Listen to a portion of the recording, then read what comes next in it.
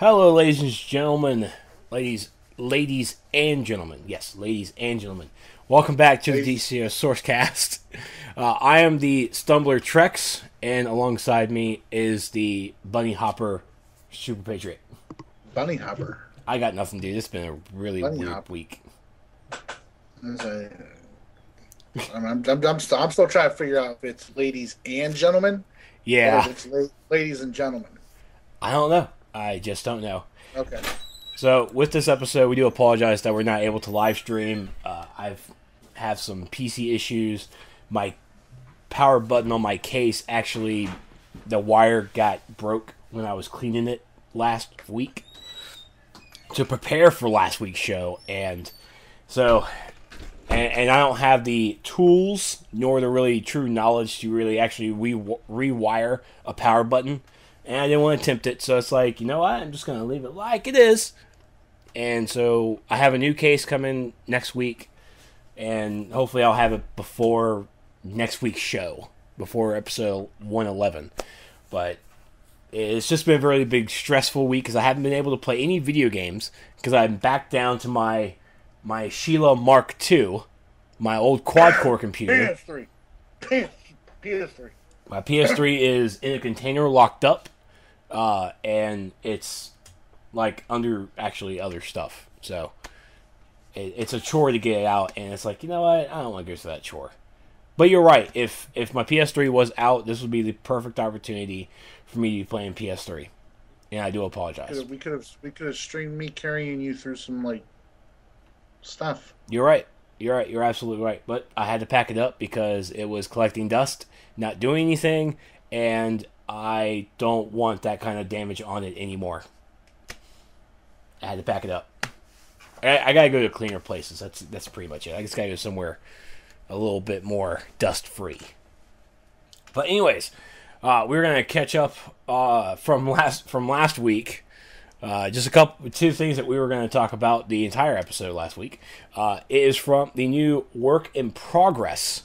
The new work in progress section had two new posts, and these posts were the new Yes. survival mode, and something I'm really interested to hear from you is the what's next for arena PvP. And so, since I want to hear you talk more, let's go jump straight into this. What's next for arena PvP? So, what is next for arena PvP? We're going straight into it. Going straight into it. I want you to just go ahead and get all your anger out first.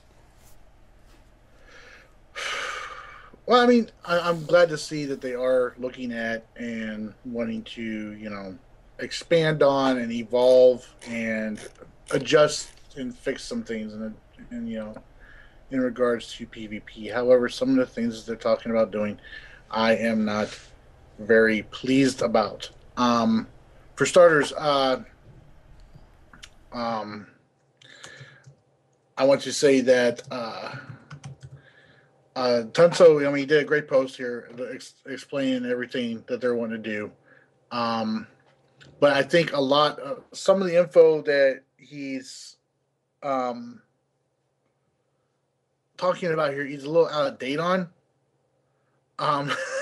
Because he's talking about one of the reasons that like the group engine thing, it's the whole reason for the RPS system is to break down the group engine. But he's talking about here with a that he's bringing up talking about matches between organized matches between evenly matched opponents lasting 10 or 15 minutes, and the match still ending at a draw, or maybe they just get one kill. That's usually takes place in like 5v5s. You almost never see that ever happen these days in 4v4s. And that's mostly because, everybody moved from 5v5s to 4v4s. I mean, 5v5s is like, it's so last year. Yeah, It for really sure. is. For It really sure. is. I mean, it's so last year because, nobody runs competitive fives anymore. They really don't. I mean, there's a couple of teams out there you see every once in a while that I'll see, queuing up and wanting to run fives and everything. But at the same, everybody's moved to fours. I mean, that's just the way the communities adapted because I mean they I forget what it was they like reduced the crits or something like that in PvP and all that, so people weren't hitting as hard. So having two healers was keeping people alive for a lot longer than a lot of people were happy about, and that's why we had those long ass matches. So um, some of the changes I think they're making are based off of that, but it's not what people are doing anymore. So that some of these changes aren't necessary at all. Um, when he's talking about the good old days of PvP, for me and for a lot of the vets in the game that have been PvPing since launch and everything, uh, I think he's a little off a bit too on that. Um, I mean, I miss the good old days of PvP, but what he's talking about doesn't really pertain to what everybody misses. Um, because everybody misses the old, how fast the combat used to be. I mean, when you used to be able to, tap R1 and you would break out instantly as long as you had power. Um, if you tapped, R1, if you tap the block button to block, as soon as you let go of that block button, you weren't blocking anymore, so you weren't vulnerable to being block broken anymore.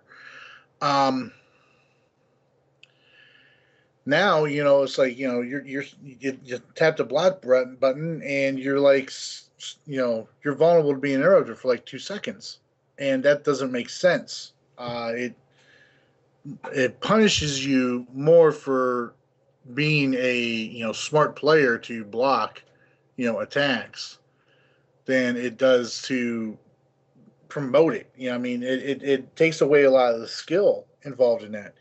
And some of the things there, it's like I'll just go over like this the plan changes list here they've got here. Um, and I mean I've been kind of keeping up with this thread here and there.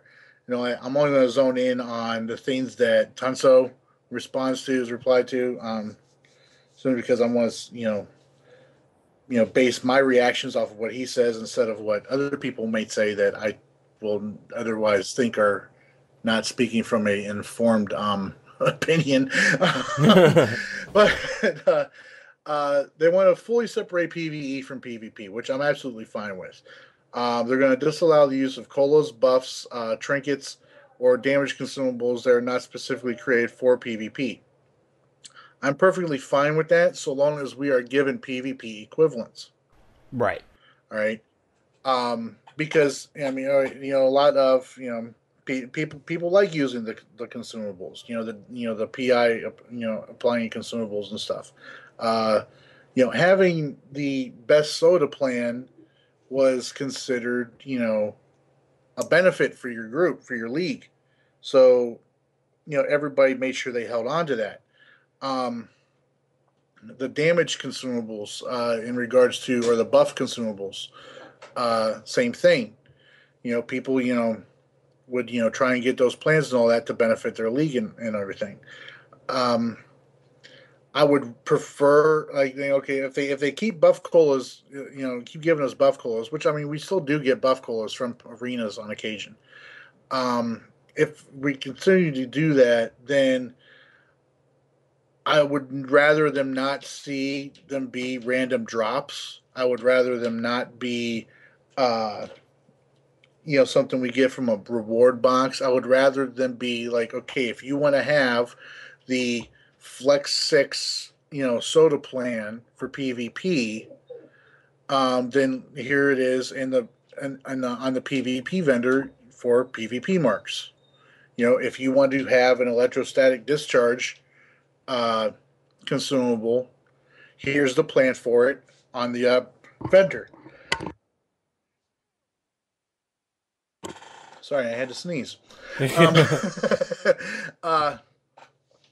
And stuff like that. All right, if you want to have a trinket that buffs your precision, your might, your resto, your vit, here's one that you can get on the PvP vendor. All right, I don't want them taking any of these things out. All right, it's always better if they give the players options to exclude on their own. Because, some players, they like to go in with no utility belts and no consumables. All right. So, them give us plans for these things that we can purchase on vendors. Because, right now, like, nobody's got anything to do with their PvP marks except Tournament for Triumph. And, that's barely worth it as it is. So, I would rather see them give us something more to purchase with those PvP marks by allowing us to buy these plans so we can craft the plasma capsules or the karmic hexes, so we can craft a soda cola lime, so we can purchase a precision buff trinket. I would rather them give us those, make those available to us to earn through by with purchasing with marks, than for them to take them out completely. And if there's a way for them to make them PvP only, that's great. Also, another thing too, I don't think they're considering is, if they're talking about completely removing PvE from PvP, then they need to they need to look again at this conversion rate for the PvP marks. Because if you want to remove stuff from PvP, because I mentioned here later on here, okay, they talk about the healing coolers are standard equipment.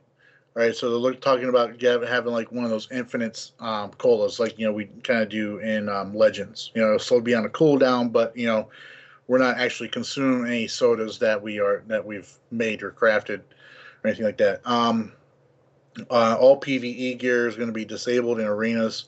If your stats, I'll get to that later. But they were talking about the home turf tactical mods. Currently considering allowing the home turf tactical mods.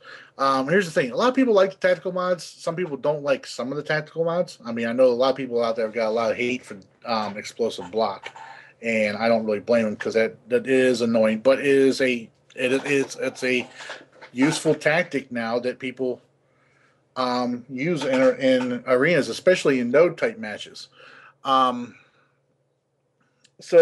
But here's my thing. Okay, if they're not going to allow the tactical mods, which honestly I think they should, and they're looking at removing PvE completely from PvP, then they need to start looking at the rest of the home turf DLC. Because everything in home turf is maintained with PvE marks. All right, when you get right down to it, you pay your rent on your mainframe, PvE marks. You pay your rent on your utility belt with PvE marks. So they need to relook at if they're going to keep that up as, Triumph only on those things. Now, granted, now with, the way, earning marks right now is like easy as hell. One run in Nexus or A and B, and you've got rent for like 3 months. You're not going to really have a hard time with that. But the arguments can still be made. It's PvE stuff. The supply drops, the orbitals, the psychics, the backup. All that's PvE stuff. But, when you break it down, because you can only maintain that stuff with PvE marks. And right now, there's no way in hell anybody's going to be able to do that by converting their PvP over to Triumph, because it's just the conversion rate's so abysmal. Let's see here. They also go in here. Another thing they're talking about doing, if your stats don't meet minimum requirements for PvP participation, all your stats will automatically set to the equivalent of entry-level PvP gear. I'm kind of cool. I see this as a good thing, because it keeps people from having to, find a PvP vendor or anything like that. But see, the thing is, though, how are they going to get the necessary combat rating unless they get that PvP gear anyways? Yeah. You know what I'm saying? Yeah. Two, another reason why I'm not too crazy about this is I'm not, if I'm in a group of 4 and we're wanting to queue up the 5s map because we don't like the 4s map, all right, we queue up the 5s map, and oh, hey, look, there's a level 11 on our team. He's got the same stats as 85 CR tune, but he's got the skill of a level 10 player who's never PvP before. Who doesn't even have probably doesn't has 5 power points. Yeah. So he doesn't even have a full loadout. You know what I'm saying?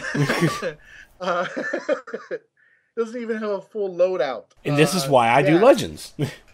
And that's why they should be doing Legends. And you can do Legends. You can start doing Legends at level 6. That was 5. Level 5. Yeah, level 5. Level 6 is the Vault. Who you Vault. Correct. We'll talk about that. We'll talk about that later too. No, we won't. No, the level of abuse I've been subjected to this week needs to be addressed. Fine, right? fine. We'll do that later. All right, continue. So yeah, I'm not too crazy about that. I'm not too crazy about picking up a pug who's level 10, just because he's got the same stats as me. I don't see people being that crazy about it. I don't think it's a good idea as a whole. I mean, they need to get the gear anyways in order to advance their combat rating for PvP, so they can get better gear. So just make them get the damn gear. I mean, seriously. I mean, you make PvE players get tier 2 gear or get their combat rating up in order to do tier 2 content. So why are we just making it easier for people to just jump into PvP and not have to get the gear? I mean, what happens when you get that level 10? He queues into a 5v5 match with a bunch of pugs against a full pre-made 90 gear, and gets raffle stomped with a bunch of other like low-level pugs. I mean, they're not going to want a PvP. Yeah. I mean, you don't want a PvP because you get smacked around in it. I mean, and that goes into terms of that's not even gear at that point. That's just I suck. Well, I mean, there's anybody can get good at PvP. Anybody can get good at PvP. Anybody can improve. All right. Now, I'm not saying that everybody can be on the same level as One Piece, Disqualified, Clutch, or Slob or anything like that. I'm not saying everybody can get to that level, but I mean everybody has the potential to get there. If they work at it, if they keep practicing, they keep queuing up and everything. But you get somebody who just starts playing this game and they're level 10, they're, hey, let's queue up and play arenas. Yeah, I'm going to queue up for this 4v4. And they go into Star Labs and they get slaughtered 10 times in a row. They're going like, man, this sucks. PvP in this game sucks. I ain't doing it no more. So, I mean, no. No, it's not a good idea. It's not a good idea. Now, this next part, I got a serious issue with. Because while, this is kind of reverting things back to the good old days, it's going completely against all the good things that they've done to PvP since. All right? And this is when they're talking about bringing roles closer to each other, both offensively and defensively. Now they're talking about doing, instead of role-specific gear sets, they're going to create one single set of role-agnostic PvP gear for each of the 4 PvP CR levels. And I first read that, I thought, interesting, all right? And they said the gear will have a balanced stat package, so basically it's going to be like DPS gear. Yeah. It's going to be straight DPS gear. Which, once again, that puts the standpoint of, like, hey, we should go on this in DPS dance. We should actually be in our roles. Yeah. Gear's going to be a balanced stat package. You will be able to choose mods to specialize your gear toward your preferred role. Okay, now I see where they're going here. So you buy this set of gear, all right, but you want to be a healer, so you mod it with Restos, Resto Precisions, Resto Health, stuff like that in order to make yourself a healer for your group. All right. Mod availability will be on par with what's available in PvE. So that means we're going to be getting like Tier 6 and Tier 6 expert plans or mods available to us. Now, my thing with that is, okay, um, are these going to be PvP specific mod plans that we can get, or are these going to be mods that we can purchase from the vendors? And if they're mods that we can purchase from the vendors, are we going to be able to get, the redstone precision, the vit and precision, the precision and health type mods, or are they just going to be the single stat mods? They're probably just going to be the single stat mods. If they're just the single stat mods, I've got a problem with that. Because you know what? I'd like to have my armor bonuses, my affinity bonuses from my gear, and I don't want to have to put a power 6 or a resto 6 into, or a vit 6 even, into my DPS gear just to get my socket affinity. Well, I mean, they won't do uh, the double mods, because if they do it for PvP, we have to do it for PvE. And at the same time, and then once you put those doubles in, the whole crafting situation just goes straight out the window. Completely out the window. All right, then they need to make the plans available for us to purchase with PvP marks. For these mods and everything, for this stuff, it's a PvE thing. It's going to stay a PvE thing. I don't see it any way for for that kind of thing. I just don't. Because I mean, it's PvP has always been in most games, especially the games I've played, is that secondary thing. Most people do treat PvP as that main standpoint that they play this game for, but they have to understand as well this is a PvE game as well.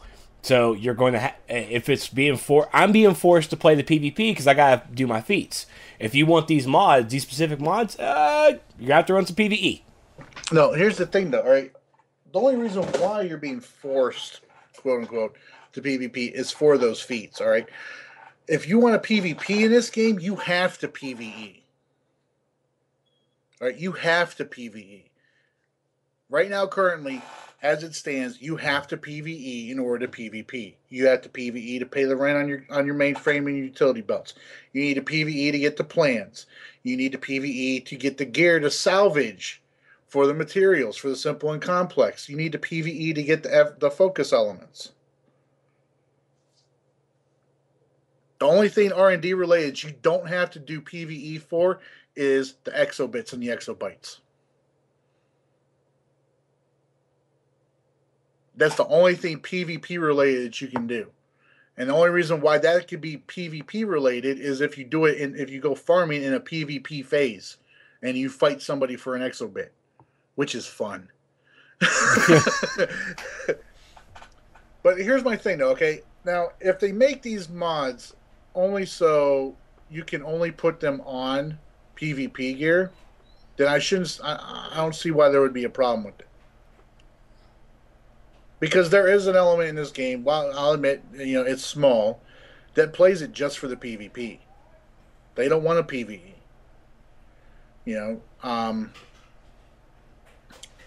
But it's I would prefer them to sell the plans. Because right now the expert mods, the 5 expert mods are on the vendor right now. I'm looking at them right now, single stat, and they are 100 marks of valor. Which honestly, that's dirt cheap. That is so freaking cheap. I know some people out there, it may not seem that way, but I mean, trust me, that's cheap for those mods. So yeah, they need to make that stuff available for us, PvP wise. They need to make the plans. Like going back to what I said before. We need to have comparable equivalents for PvP. Let's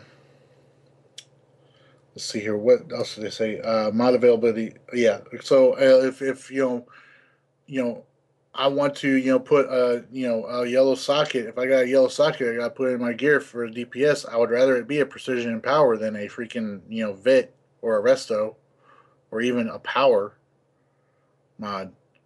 Because I like my anybody. That's my dog barking. Bad dog. But okay, they talked about they're currently considering still allowing home turf tactical mods. They want to know what everybody thinks about the idea.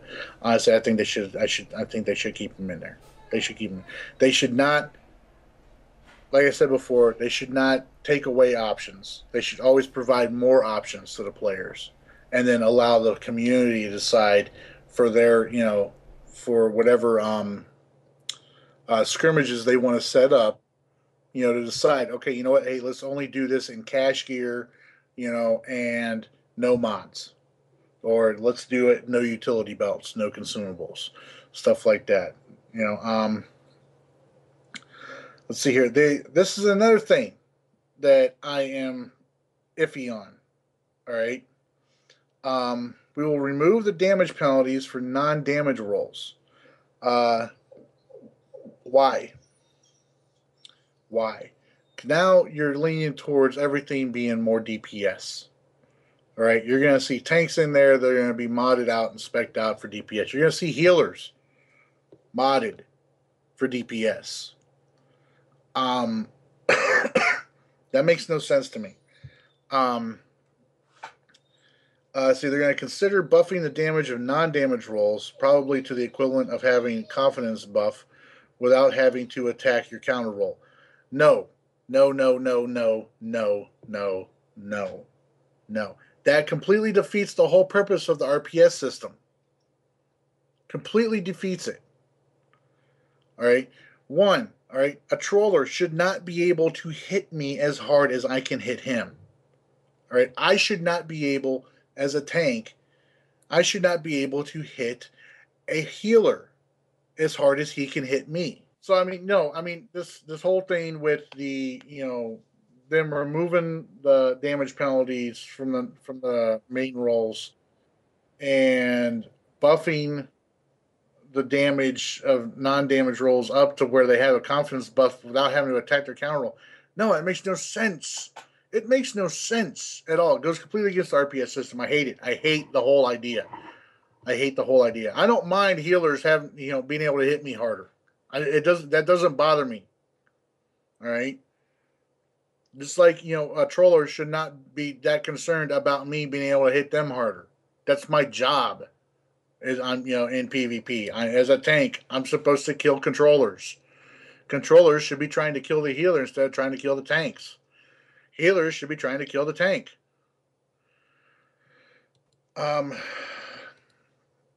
That's their jobs. See, they're going to remove roll debuffs and confidence damage buffs. Again, no. One, all right, as a tank, it's my job to remove reduce a controller's VIT and remove his shields. That's my job. As a healer, it's their job to remove my buff, my tank buffs, and remove any shields I might have. All right, as a controller, it's their job to freaking melt the freaking healers and make their heals dookie. All right, that's their job. Just I don't. It makes controllers are still going to have their debuffs, I'm sure. They're still going to be able to debuff everybody, but I don't know, man. It seems like they're reverting things back to like launch days in all this in regards to the role mechanics. And I'm not happy with that because most people I've talked to like the current role mechanics. They like the fact that a tank can hit and can smack a controller around. They like the fact that a healer can smack a tank around. Healers have become more than just green bar fillers. With the changes they made, and the buffs more prevalent and the confidence boost more prevalent. And especially with the roll debuffs. Now, a lot of people have been talking, and I've had some people say, so, well, this is going to make things better for 1v1s and 2v2s. No, the movement modes debuffs did that. All right. My swoop attack to debuff a tank, all right, made that possible. Made it better. Okay. Or for a controller to debuff me, or a healer a controller to debuff me. All right, made it possible. All right, made things even. All right, for 2v2s and 1v1s. This is just turning freaking PvP into a noob fest. As far as I'm concerned. Which for the newer player, it will be a noob fest, but for you veterans, it will be a little different. It's going to change things up, but I mean, it's just going to basically turn into a freaking beat the shit out of the healer the whole match. That's what it's going to be. It's taking everything back to the way it was, around launch time. And it was like everybody targeted healers. The tanks were all over the healers, for crying out loud. Back then, I was beating the crap out of healers more than I was chasing down freaking super speeder tanks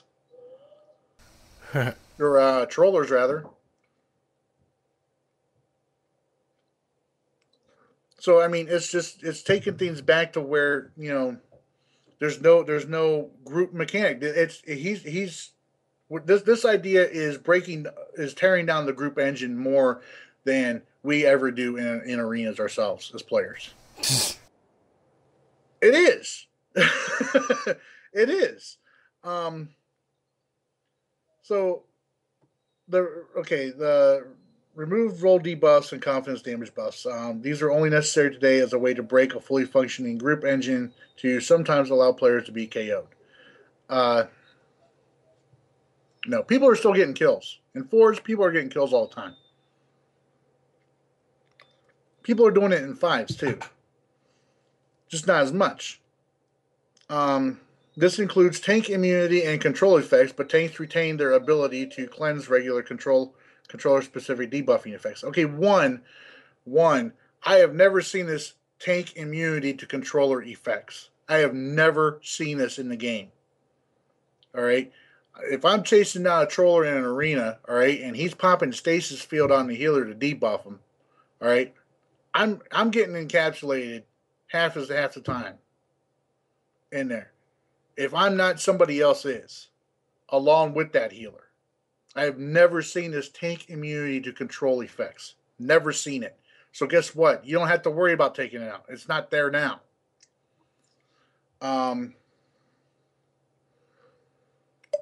Now, they said right here, obviously, the controller is going to be keeping their debuff, so the tank needs to keep its immunity cleanse, which is good, in my opinion. But they need to, they just need to not do everything else.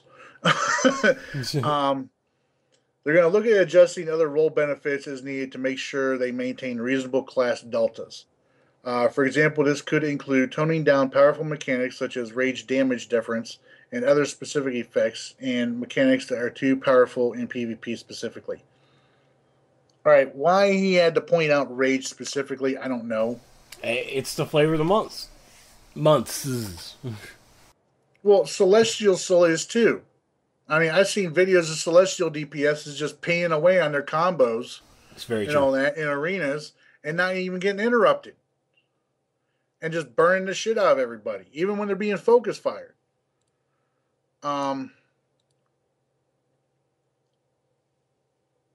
So I mean, I don't know. This kind of frustrates me more than anything. I mean, I'm glad they're taking a look at it, but I hope to God they're listening to people that PvP on a regular basis. People that PvP even more than I do. Because well, I'm reading through the first page right now, and there's honestly people that are going, awesome, but I'm only reading the first page, because God forbid I'm not reading 36 pages. I'm sorry, actually I think it's up to 40.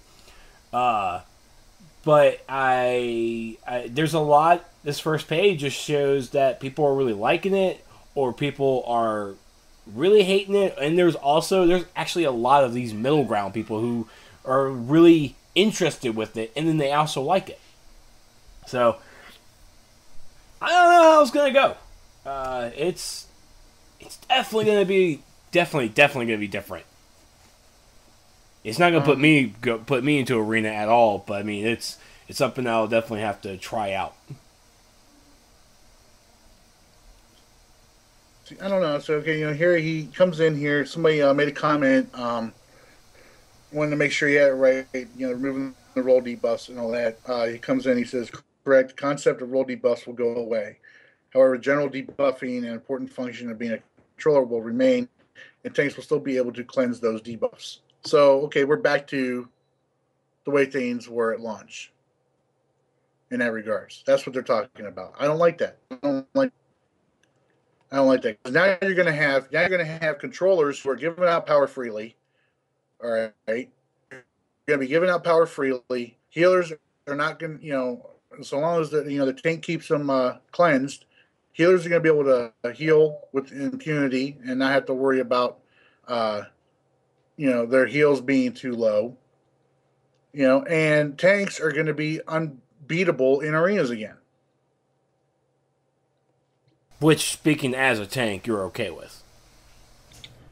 In a way, yeah. But you know what? In a way, yeah, I'm fine with that. When I'm the one being piled on a node, but you know what? When there's a tank on a node that we need to take in order to freaking pull ahead on the scoreboard, and nobody can kill that tank. No, I'm not happy about that. Well, luckily, these are in a work in progress, and 39 pages of people expressing their thoughts, whether it's a yay, nay, or giving positive feedback, or giving negative feedback, or possibly just wanting to troll. You never know. These people exist. So, Tunzo is apparently really staying put on this thread, making sure he's paying attention to it and replying where he needs to. And you guys are great feedback for this thread. So, I mean, overall, for me, it's kind of a toss-up. I'm still not going to arena PvP. If I can get my PvP feats done all in Legends, I'm just going to stick in Legends. Just going to stick with it. Now, I know a couple of people. I mean, the only ones you may not. Well, I don't know, because they started rotating Star Labs in there. I don't know if it counts towards a feat or not, though. I think it does. I need Australia. I need Australia bad. Because I only need 2 more turrets and I get the feat. I was like, oh my god, you're killing me. Oh my god. Well, the moon's not working. Moon works fine. What are you talking about? I just never get the feat. I mean, I don't get the credit for some god-awful reason. But, anyways. So, keep talk on to the on this thread. It's work in progress. What's next for arena PvP? Make sure to chime in. For you PvEers out there, you can still give a little feedback. I mean, I know you guys have done a little PvP. Even I had to do it. It just has to be done. That's all we can say.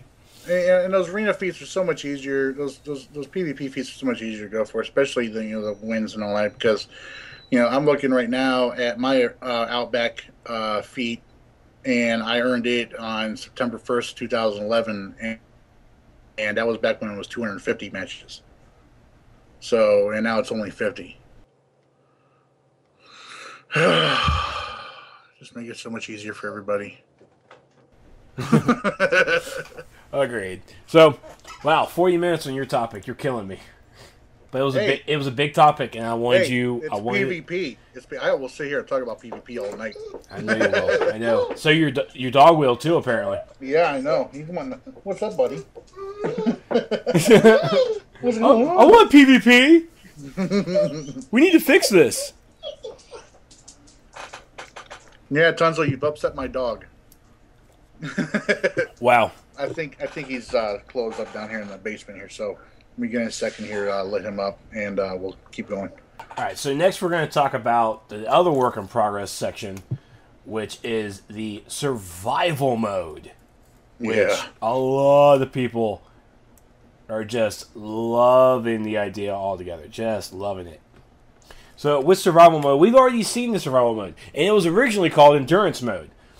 But they took away the endurance and just made it survival. It's okay. It's simple name change. Whatever. So, we've already experienced this. We experienced this in FNL.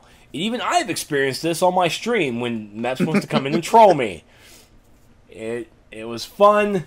It was fun. So the way this works, it's just like the PvE challenges. You're going to have waves of bosses in this area for this event, and you'll have waves. The waves are just going to keep coming and coming and coming. They're going to be 8-player raids, okay? The event will end with a full raid wipe, and once you're knocked out and not rallied, you're out. So if your buddy can pick you up, you can still fight, but if he doesn't pick you up, you're done. Now, you'll receive some type of small reward at the milestones throughout the event, marking how far you survived. They're still working on the reward. They're still accepting a lot of feedback on what the reward should be. They will return. We will return to an existing environment and use existing but even more challenging enemies. Initially, they are planning. I think the first idea for this is Owen Science Cells, and will feature a multitude of Lantern-related characters. Look, Soups! Owen Science Cells is being used. No. Well, suck it, PvP. Suck Not it. the way I wanted it to be, but whatever. Moving on. They're going to reuse existing resources, which means that they can do this without impacting future content planned for DLCs. Now, I'm not sure if I haven't read all 17 pages. I think I actually read the first 14. And that first 14, wow, actually only 14 pages, wow. During those pages, I didn't really, and I don't remember people really complaining. And it's like, why don't we get new stuff for this? Because they don't want to impact future content. Alright, so, first up, we're getting Owen Science Cells for Lantern-related content. For the love of God, Sunstone Matrix, FOS3, Kryptonian-based enemies. I know you want to fight Zod and them at the same time, in waves. I know you do. Don't lie to me. I mean, we got the Batcave. You can use Batman family villains or whatever. You can get Joker, Clayface, and Scarecrow, all three of them at the same time. Wouldn't that be fun, kids? It would be fun. They have all these areas. I'm telling you, people, it's going to be fun. It will. Rock on. So you will have all these different styles for it, and it's fun, and you're going to like it. It's like, I'm going to shove it down your throat. You're going to enjoy it. Don't cough it up. Don't cough it up. The events will likely be available for limited amounts of time, cycling in and out of game. So they'll probably come in-game updates. They may last until the next game update. You never know when they'll probably treat it as a seasonal event. Kind of like right now, we don't have the spring event right now. This would be a perfect time for this little survival mode to come in. So this right here is one of their steps to have events all the time. Kind of all the time. So if it's not a seasonal event, we have survival mode. And it allows them to switch it during the off times like we're having right now. Just that off time. So I know a lot of people are going to get tired of DLC 10 once it fully releases. They've already ran it. They're going to start craving for more. Well, here's survival mode. Shut up. It won't be attached to a DLC, but it will require the in-game combat rating at that time. And then finally, most importantly, it is intended to be fun. Right? What do we say? It's going to be fun. Extra event for leagues and groups of players to throw themselves at and see a completely new experience in DCUO and take a real satisfaction in their accomplishments. Tunzo, actually, I have that link. Let me open it up. Because it was, I think it was actually later on in that. Nope, I do actually have that. My bad. It was later on that Jack Frost, I think he's the head person doing this thing, or at least he's the person who started the thread. Love you, Jack. He stated, actually, no, I'm sorry.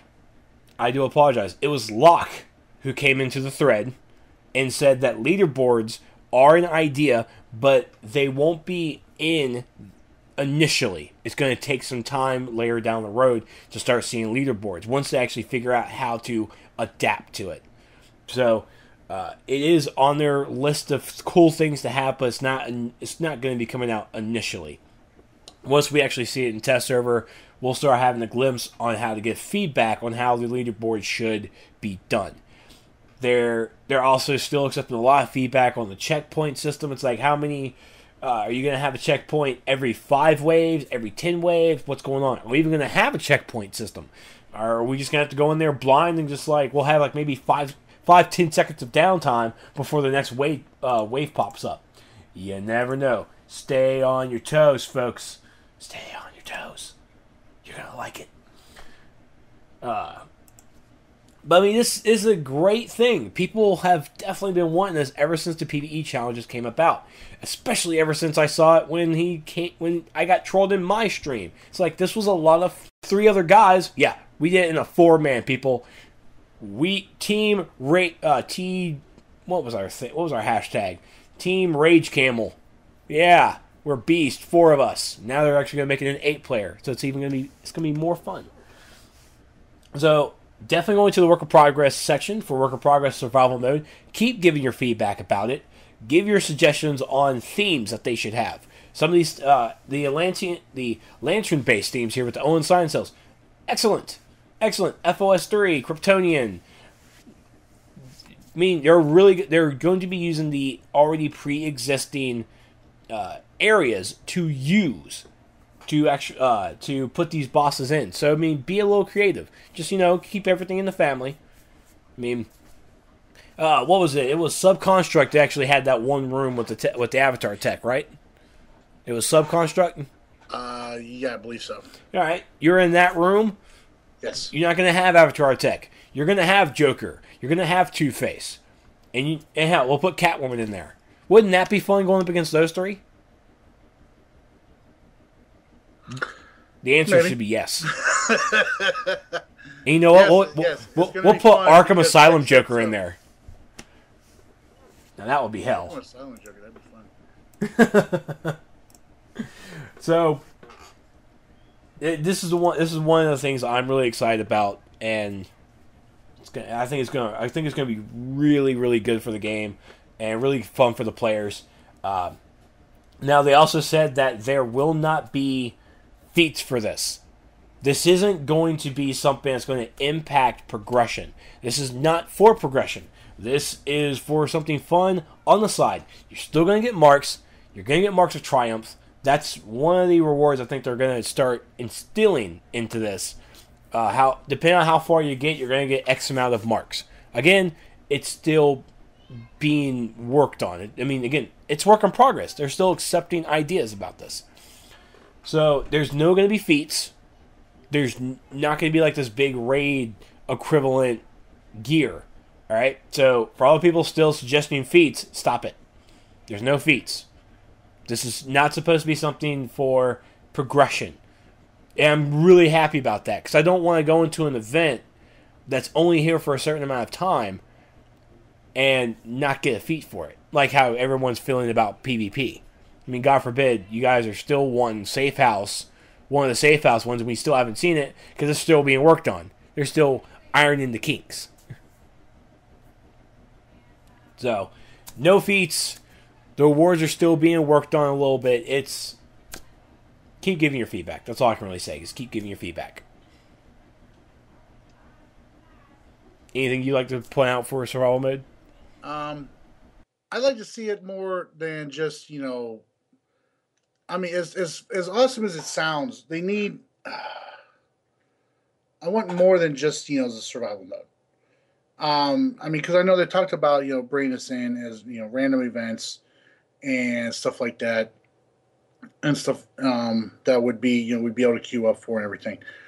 My thing is, I want to be able to, like what they do on FNL at the end of their PvE challenges.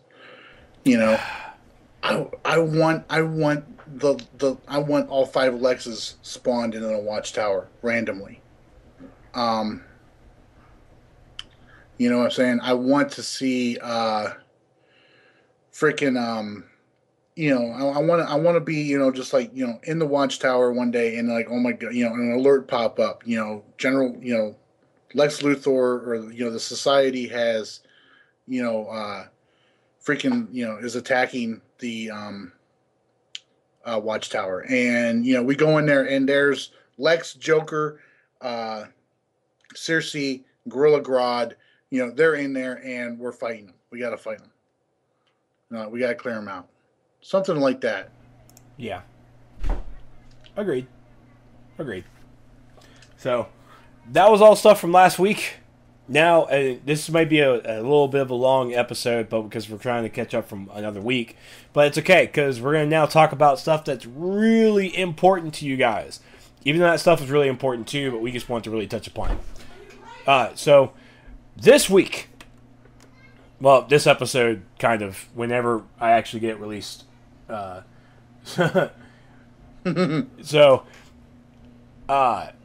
This past Tuesday, which was April 20... Was it on the 26th or 27th that this released? I feel it was the Tuesday. The All Access.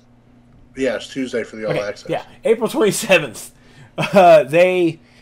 SOE rolled out All Access. All right, All Access. This is a whole new method of their subscriber, of their subscription, okay? So, let me scroll up because I want to make sure I'm getting this correct-ish. So, this is new member benefits, okay? So, actually, this is actually their message announcement, but yeah, we can go with this. So, if you're an SOE All Access, pretty much, if you're already a DCUO subscriber, you're already an SOE All Access on PC. Let's talk about PC first, because PlayStation doesn't have true All Access, but you guys still get the perks of DCUO that we'll talk about in a moment. So with All Access, we have, you are subscribed to not just DCUO. You now have the whole library of SOE games. EverQuest 2. Yes and no, it's kind of weird. Then Landmark whenever it decides to come out. EverQuest Next when it decides to come out too. PlanetSide 2. All these great games. You have access to playing them. I'm actually wearing my Dragon's Prophet t-shirt right now, so shout out to Dragon's Prophet. Thank you Derringer from PlanetSide Reachcast. You guys are awesome. So, and you're subscribed. That's basically it. You're $15 a month. Actually, isn't it now 10? I think it's 10. Maybe it's 15 still. I can't remember the actual price point. It's 15. Okay, so still, you're $15 a month. You're not just DCUO player anymore. Now you're everything. You're all the games. But a perk for being All Access for DCUO is you get 10% off on all marketplace purchases. 10%. You still get your 500 replay badges. You still... No, I'm sorry. 250 replay badges, right? 250? 250. 250 replay badges. You still get your 500 station cash. And you even get your 500 loyalty points on PlayStation. You still get that. And the 10% on the marketplace. PlayStation gets it too. Whenever the PlayStation... Well, actually, whenever the marketplace decides to work. It's been off and on, apparently. And that's been a whole thing, isn't it? So, the All Access is... First off, it's brand new. It just launched this past Tuesday on the 27th. They're still working through kinks. They are still, the CM people, Ashland and Dex and and Meps, they're all just getting running ragged trying to get this ironed out. So, and of course, something new. It's going to break. Some stuff's not going to work, and it will be fixed along the way. It will be fixed. It just takes time. So, and I'm now going to point over here to why All Access is important. This is coming from Mark Tuttle, who is actually the head, who actually headed up the All Access membership team, and basically this is all for y'all. I mean, this is basically to even out everybody on the SOE, because I mean, you're paying. I play Dragon's Prophet as well, and I'm not a subscriber though. I'm free to play with Dragon's Prophet now, because I'm a subscriber with DCUO. I get Dragon's Prophet as well. I'm never gonna Quest or EverQuest 2, but now I have the option to, because I can just go straight into it as a subscriber, and it's awesome like that. Really awesome. But yeah, it's so the all access, and they actually have a special as well. So you can pay the $15 a month, which is $15 a month, or you can get 12 months of all access for $100 for $99.99, which is a savings of almost $20 off the year plan. All right, so you're actually saving $20 a year. So they put that option out there for you guys. For me, it sounds pretty nice, but I don't have $100 to drop. So Christmas or something, Thanksgiving, you never know. But so this is the perfect opportunity for you guys to hop on all access, because especially right now, DLC 10's out for early members.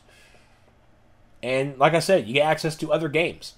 And playing other games, it doesn't hurt our feelings. It doesn't hurt anyone's feelings. We're gamers. Gamers have the worst ADHD ever. We can't sit down and play just one game. We have to play them all.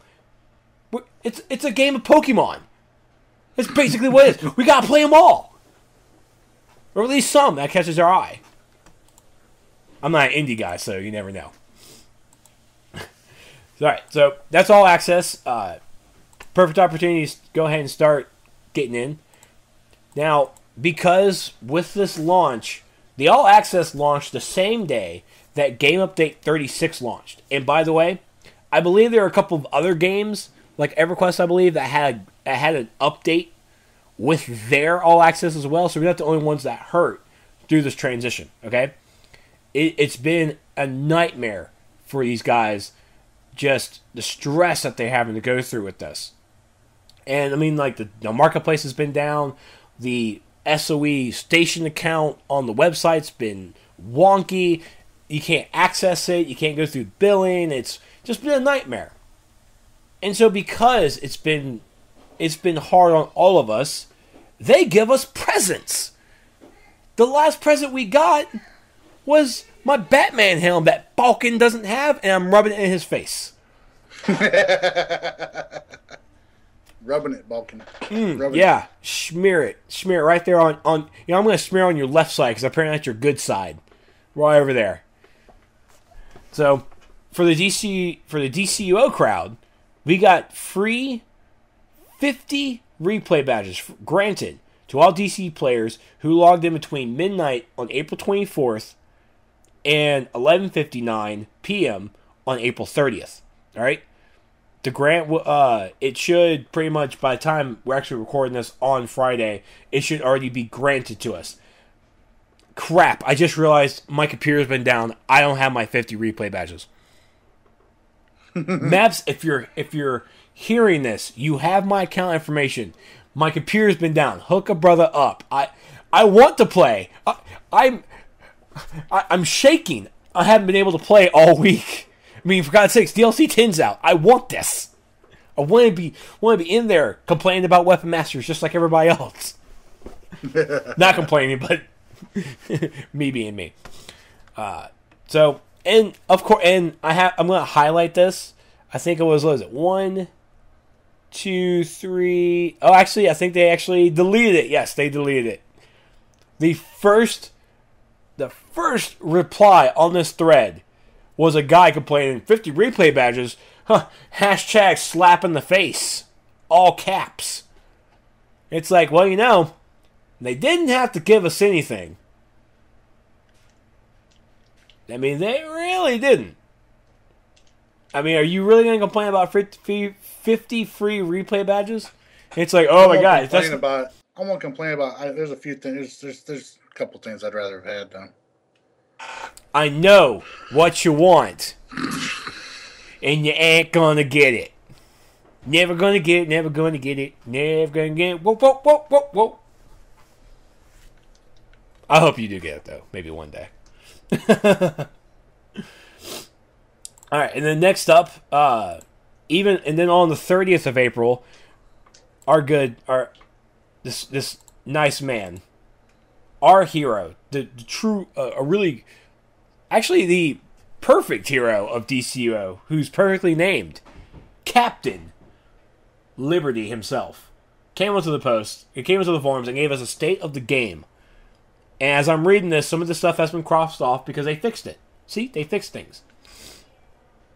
Now, with the launch of Game Update 36, and even, was it Tuesday or Wednesday that they released Amazon 10? Or Amazon Fury? Was it that Wednesday? Amazon Fury. It was the next day? Wednesday, yes. Yeah. So, Game Update 36 and this All Access came out on Tuesday. It was over 12-hour downtime. For God's sakes, people, it's to be expected. Because the thing was, people weren't used to that kind of downtime. The downtime wasn't just because of the update. It was not. It wasn't the update that was the game was down for. All right. I mean, we were getting the update, but it was down because of the All Access. That was the main reason why it was down for so long. Yep. That is correct. And you know what? I'm going to slide this over to the PlayStation players. I'm singling you guys out because I feel you guys aren't used to this. As a PC player, especially as a PC MMO player, downtimes, those are a thing. They're real. You might not know this as a console player, but these happen. It happens, especially in MMOs. They happen a lot. The downtime is so they can fix things.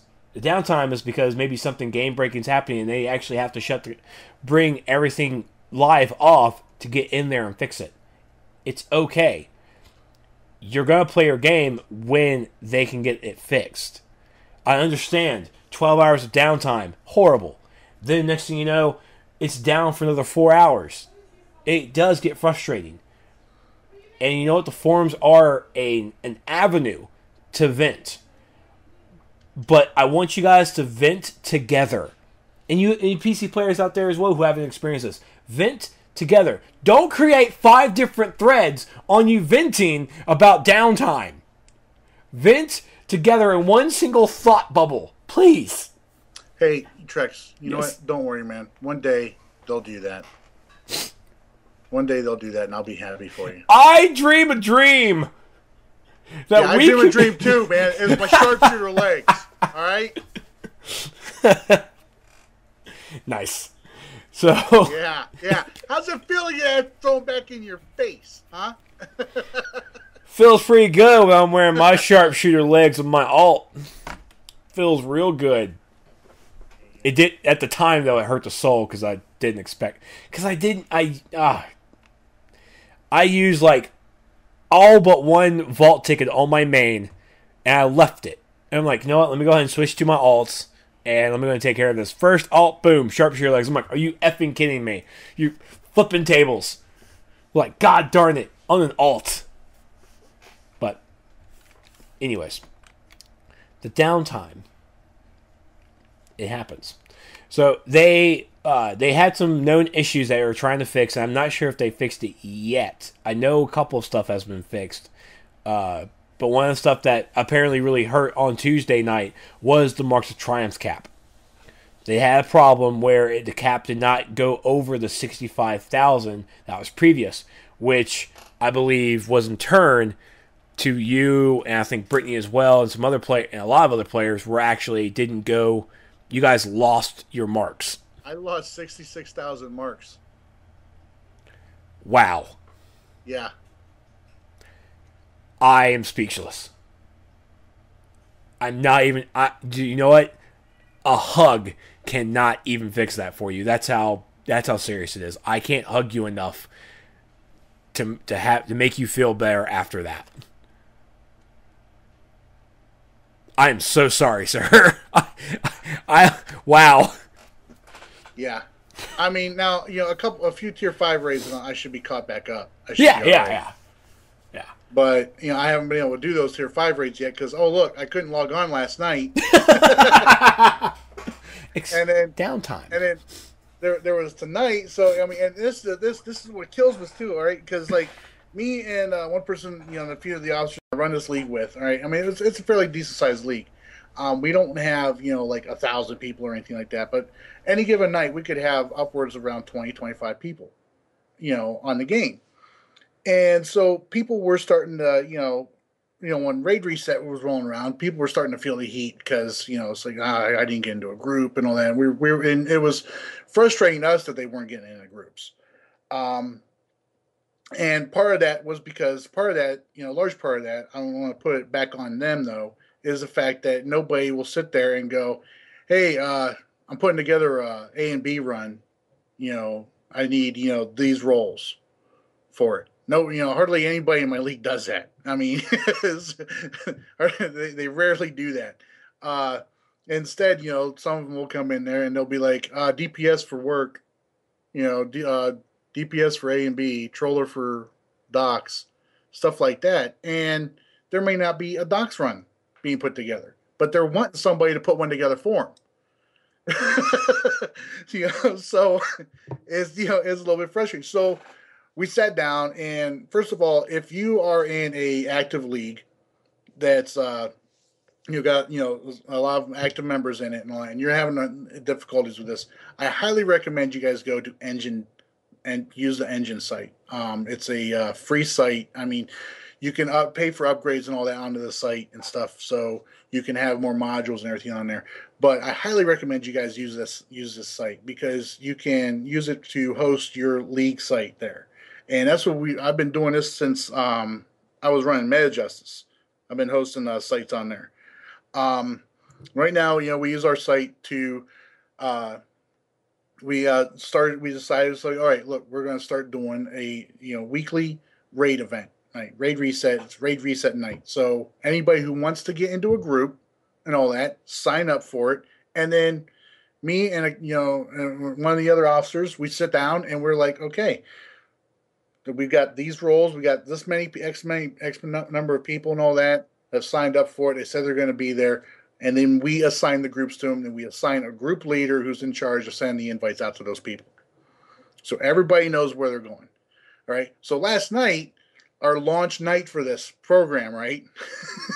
Nobody could get onto the game. Nice. Very frustrating. So we're doing we call it our MEPS makeup day. Yeah, that's right. So we're doing our MEPS makeup night tonight for last night. And we got two groups together, and me and the officer that put this stuff together, we're not in a group. Wow. So we wanted to make sure everybody else got their raids in. So here I am sitting here with like 3K Triumph.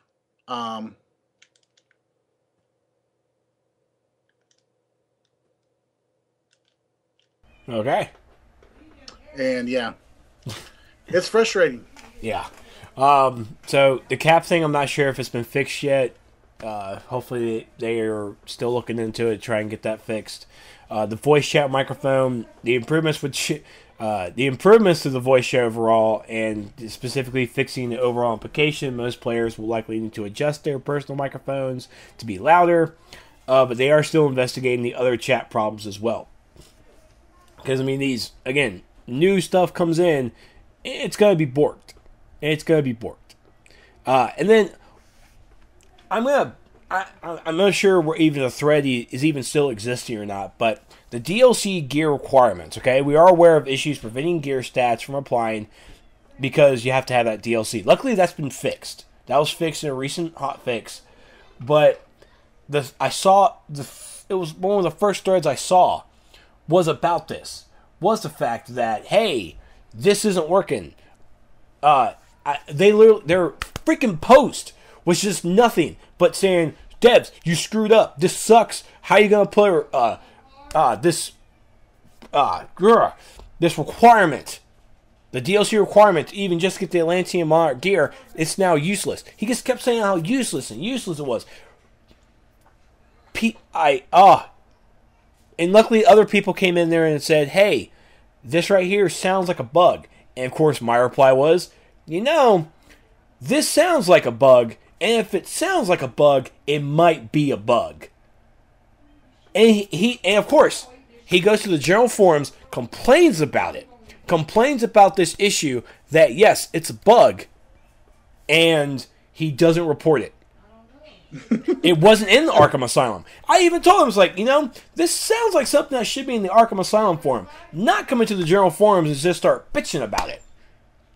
If you're complaining about the issue and you're not reporting it, you're part of the problem, not the solution. It's like, oh, but it's in the general forums. The devs will see it. Yeah, the devs will see it. But if you put it in the Arkham Asylum forum, it will get seen quicker. It will get shot up there if it's super serious. So the right people can look at it. Because the CS people, the customer service people, they're not looking in the general forums for bugs, for issues. They're looking at the Arkham Asylum. You post in the right section. Grr. Hey, Trex. Yes. Don't worry, man. One day, they'll start doing it. Rabble. I hope you get that happiness of them doing it. Rabble. Yeah. But anyways, the DLC requirement thing was a mistake. They fixed it because we had the same bug on the test server, and they fixed it. So, it got fixed. And I also want to point out as well that the bugs with Game Update 36, with Amazon 10, with Weapon Mastery, some of these bugs here, they're not what we experienced on test. Everything that you're experiencing now, that some of these bugs here and there, this is a perfect example that whatever happens in test doesn't really happen on live. The transition between test and live is completely different because there might be something during the transition that might, oh, you know what? This code's going to go this way. And that's how it's going to work. So, I'm sorry that everyone's experiencing this stuff, and I think a couple people tried to blame the testers. Like, how are you going to let this bug happen? We didn't see this bug. Calm your horses. If you want to try and find this bug, you should have been on the test server trying to see if it was there. But you weren't. So zip it. Zippity-doo-dah. Zippity-yay. But the last thing I want to take away from the State of the Game thread, and I want to thank Decon for pointing it out to me as well, or actually showing the thread to me, was that Captain Liberty came into the thread and said that possibly, I'm going with an expectation. I'm going to go with an expectation. But if it doesn't happen, I'm not going to be butthurt about it. I'm not going to join the butthurt train. All right, I want that to stay at the station. I don't want it to leave. But Game Update 37 is going to have electricity, and then Game Update 38. I'm sorry, I think I got that wrong. Let me go to the thread. I do apologize. So I want to make sure I'm getting it. I think I got the numbers right. I'm getting the powers wrong.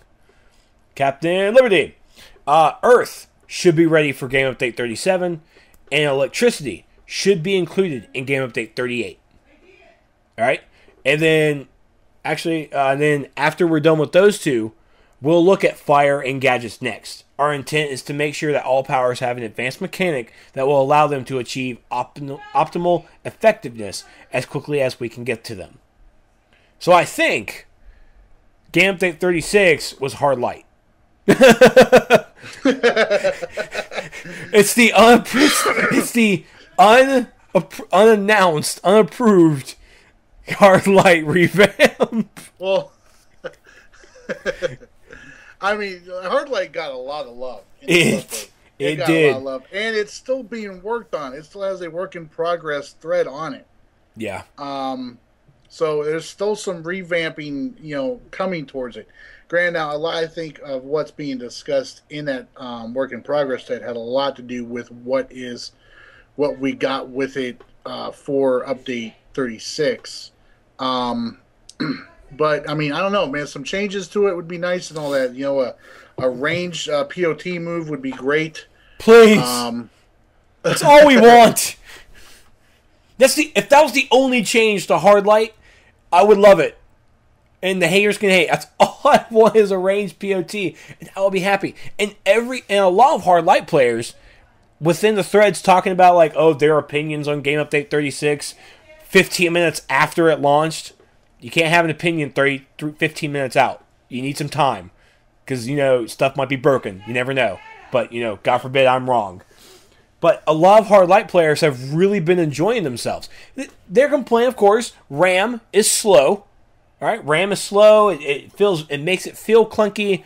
But then but the power interactions make up for it. That everyone is loving the power interactions with the hard. And I'm really happy to hear that. Yeah, I'm actually trying to find a hardlight guy to duel right now. So I just want to touch upon that stuff. So now we're going to get into the nit and gritty of the for this episode, which is Game Update 36. Oh my God! What'd you find? Sorry. What happened? Are you watching Space Jam 2? It's awesome. I was dueling another Rage DPS, and he crashed and full lifed himself. What? Oh, Rage DPS. I am so sorry. Oh, man. I've had a couple of good fights with him, too. That was just epic. It's like, yeah, I'm going to take down Super... Oh, my God, I'm dead. That was just epic. That's... Oh, man. Our hearts go out to you. Mind Reader 2478, man. Good fight, dude. It sucks when that happens, though. See, Rage is not OP. It sucks. It's not. I mean, there's many different ways that you can combat a Rage DPS in 1v1s, especially. Yes. You just got to know when to do things certain ways. So, let's for Game Update 36. Just going to touch upon the highlight stuff, the new features, and then just a couple of highlights. First up, the combat changes came in, and it was before Game Update 36 was actually even mentioned on coming out. Actually, even before my computer crashed when I was on test, just doing some stuff, playing around with Amazon Fury. I completely forgot about the changes, the combat. I completely forgot about them. It literally was. It was going to be last week's episode. It was after I got done doing going over the Amazon Fury stuff again, run the content, and I was getting prepared for the show. And I was like, wait a minute, combat change. Oh my God, I completely forgot about this stuff. I'm playing. Yeah, I know. It was like I was looking at the update notes, and I was like, oh yeah, all that crap's coming in here too. And I was like, oh, all those powers. I'm not reading them all. It's like combat changes, and I'm telling you, by a couple of weeks, you people are gonna forget about it too. You're gonna just like, I don't know where this stuff came from. It's like, was there a difference? That's how you're gonna feel. You see the changes on paper, you freak out. You see it on paper and you freak out. Then when you get your hands on it, you'll get the initial freak out. I was like, oh, and the initial meme in my head goes to Family Guy. When he takes apart like the side of the house and Stewie comes popping up, it's like, what's this? Something's wrong. I don't like change. That's the basic thing that comes to my mind when I read this stuff. It's like, oh, people don't like change. They just don't like it. So the combat changes around. We'll hit on those a little bit. The hide the head display. You hide your HUD during gameplay. Have you done this yet? Not during gameplay. Flying around, enjoying the scenery, yes. Good man. Good man. Tier 6 research and development on the vendors. Have you seen... Well, I mean, for God's sakes. It doesn't even matter because DLC 10's out now, so it looks like all meshed together. Well, I don't even care. The marketplace. The total recovery kits. Yes. So, and luckily I was going to ask you to go into the game and ask for the price, but I see them here. So 150. 150 believe, right? station cash and marketplace cash. And that's for the individual. For a pack of 4, it's 500, and for a pack of 10, it's 1,000. Mm-hmm. Which is $10. How many have you bought? I still got some exceptionals. Nice. I still have in-game cash to buy exceptionals. I still run content that drops exceptionals. Now, when it comes time to where I need to seriously remod some gear, because I'm holding out until the 92 gear. before I start modding any gear, because I'm full vestments for like especially DPS. So like the 91 gear drops that we're getting in Amazon Fury, they're nice. But I'm not going to mod them, at least not on my main. So I'm holding off until that, and until some six plans start coming our way, and then I'll start modding that gear. Now, when I start doing that, things may change. Things may change. Right now, I got some bytes saved up and everything, so I should be all right. Cool deal. That being said, though, I do know some people that are willing to spend their kids' college funds on those total recovery kits. Wowza. So what we have here with the combat changes, the jump canceling change. How have you experienced it? Repeat the question, please. How have you experienced the new jump canceling change? New jump canceling change. It's definitely changed my rotation out for my rage DPS loadout. It's definitely changed my rotation out because I used to hit Plasma Wretch and then jump and pop Bloodlust and then go straight into Dreadful Blast. But now the jump doesn't work to where I can jump cancel and then go into Bloodlust. So now I've worked those two around, swapped those two around. So I'm hitting Bloodlust, then I will hit Plasma Wretch, and then for some reason it just seems like it's faster if I do it that way. If I do Bloodlust, then Plasma Wretch, then Dreadful Blast. Just seems like it's faster with the new jump canceling. I don't jump cancel a lot though. I've never really played a power that required me to jump cancel a lot. The only thing that I ever really used jump canceling for mostly before was when I was fire and I was throwing a mass dead out there and the warrior was throwing a ball at me in docks. Stuff like that. That's usually when I throw a jump cancel out there. Yeah. But as far as like Plasma Wretch is the first thing. Since I've been raging all that, this is the first time I ever jump canceled in order to, DPS faster. Good. But it's definitely changed my rotation out. Hardlight guys, on the other hand, I know they're feeling it. I know they're not liking it.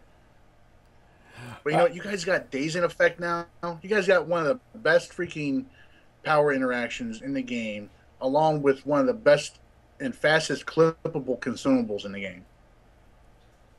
Come on, bro. It's okay. It's okay. And then the animation consistency pass, which is part of the game balance improvement. Balance pass on all combat animations was performed to eliminate a wide variety of chronic complaints that are ultimately caused by animations that are either longer or shorter. Again, what have you experienced from this? Or if you experienced it at all? Dreadful Blast seems a little bit slower. Definitely seems slower. And all that. I have yet, I've been testing out mostly melee stuff. So I haven't had a lot of opportunities to do any range stuff. I've been doing, a lot, dueling, PvP, and melee DPSing and tanking. Now, I have not noticed anything slower for Outrage or Revenge or any of the other powers that I've used before. But when I was testing out my new rotation for range DPSing, I did notice it felt like Dreadful Blast was slower. It did feel like Dreadful Blast was slower, so I'm not sure. I'm just looking forward to finally getting a chance to, go into something here and use the weapon mastery stuff with this right now. Oh yeah. Because I've been having a lot of fun with the melee stuff, and I'll tell you what, perfectly executed freaking weapon mastery combo with Outrage melts. It melts. It melts. I ran the Paradise Doc's duo today with a buddy of mine. In my league, Master James. He's a nature DPS. Dude consistently almost always out DPSs me. Because he's nature and he's just really good. But he was having a rough time in it because he kept getting himself killed. He didn't have any sodas, so we go in there for that last boss fight, and we want to go for the feat, right? Yeah. And where we don't use the ballistas at all. And he goes in there and he dies in the first 10 seconds. Now, granted, yes, I do have a supply drop. I do have sidekicks, and I've got next sodas. All right. I start getting low. I'm like, pop everything. I was able, because of weapon mastery and probably because of rage, I'll admit, I was able to solo that last boss. Nice. Yeah. So I mean, weapon mastery, dude. I mean, I'm telling you, man. You get the hang of it. You get some practice off, man. You get that stuff off right, man. Whew. All right, then next up is the target limit pass. This is basically for the AoEers out there like myself.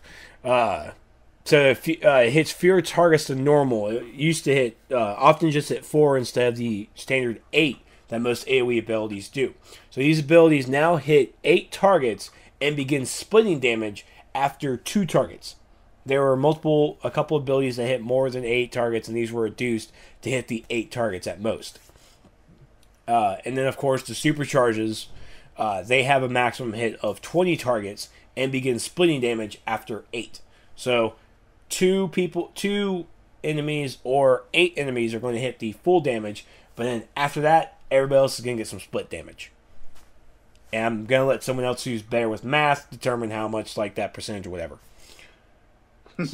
It's not for me. So, and that's basically it. I mean, with a couple of stuff with powers here, Jackhammer got a new animation, Gadget's got some stuff done, like Cryofoam now hits enemies at max distance, along with Fear Gas. Photon Blast base damage has been slightly reduced to bring it in line. I mean, it's pretty much already... That's a fix. That's a fix. Everybody, that's a fix. Because it says corrected. Corrected. Which means they fixed it. They didn't nerf it. Yeah. Sharpshooter legs. Actually, no, it's right here. Right here in the, where was it? Styles. Super Patriot will no longer be able to receive sharpshooter legs. Yeah. Well, I mean, it was really nice when Ashlyn from one of the community managers for SOE replies to a tweet on SOE's freaking Twitter, no less. Replies to me on there saying that, yeah, me getting the sharpshooter legs is never going to happen. It's a conspiracy. It's a conspiracy, and it goes that high. That high. Right? That high on the food chain. The head community manager of the community council, all right, that's how high it goes. And you know what? I would not be surprised if it went higher than that. Yes, it's a whole big conspiracy. Just a whole big conspiracy. That's all it is, Super Patriot. And I have nothing to do with it. Blah, ha, ha. I already got my legs. I'm okay. On an alt, no less. But anyways, so that was Game Update 36. Let's look into the Amazon 10 that released along with Weapon Mastery. Well, actually, let's touch upon Weapon Mastery a little bit. So, I want to first highlight Christiana. Great friend of the SourceCast. Great buddy to every DCO player out there who plays with him, who has a lot of fun with him. He has created this immaculate Weapon Mastery Guide. It's so amazing. So down pat. I cannot stress. If you have any questions about Weapon Mastery, you need to read the thread. If you want to know a little bit of stuff here and there, go read that guide. You think the Fire Guide was amazing? This thing blows it out the water. His best work yet. Yeah. I'll tell you, if there's one thing Christiana is good at other than cosplay, at SOE Live. It is definitely putting together awesome guides for this game. Agreed. His fire guide has been like my Bible for It's the fire Fire tanking. Bible. Yeah. People talk about how good I've been with fire and all that. I learned a lot of what I did with fire from that guide. All right. Weapon mastery. I have no doubt in my mind a lot of people are going to be able to do the same with that. So with game update, well, with DLC 10, and again, I mean, weapon mastery didn't really come with, that, I guess.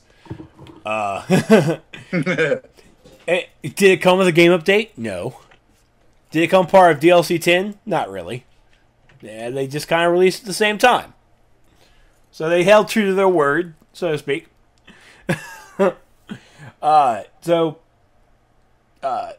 Amazon Fury, DLC 10. God, 10 DLCs. Shocked we made it this far. This is Amazon Fury Part 1. First things first, Gotham City Under Siege. This is one of the things I wasn't able to test, but how is it for your opinion? I'm here and there on it right now. First of all, the instances, the duos, the challenges and the alert. Gorgeous scenery. That's something this game's always been good at. They've always been good at, awesome scenery, and nice, beautiful locales and all that for everybody, and stuff like that. The duos. Let me go into the challenges first. The challenges first off. Let's. Okay. I'm going to the list. All right. Going on the list. Easy. You asked me to talk about it. No, I talked to you about the Gotham City Under Siege. Under Siege, all right? Under Siege. All right. Gotham Under Siege. That area. You said it was pretty. It is nice. It is nice. I do like it. It's not as bright as I thought it was going to be, but it's not. It's not dark as it was. It's not as dark as it was. Yeah. The missions out there, some of them are quirky. The ballista one, for instance, trying to shoot down these harpies that are flying by and everything like that. That's different, definitely different. There's also another mission there where you get turned into a eagle and you have to drop Greek fire down on enemies and stuff like that, which took me a minute to figure out that I actually had to drop something on them and not, had any kind of attacks of my own with that thing. So that was a little embarrassing. But there's definitely a lot of fun. The open world stuff, not too difficult. Obviously, the thing you're going to run into most, especially if you're in PvP, is villains coming over and ganking you while you're doing it.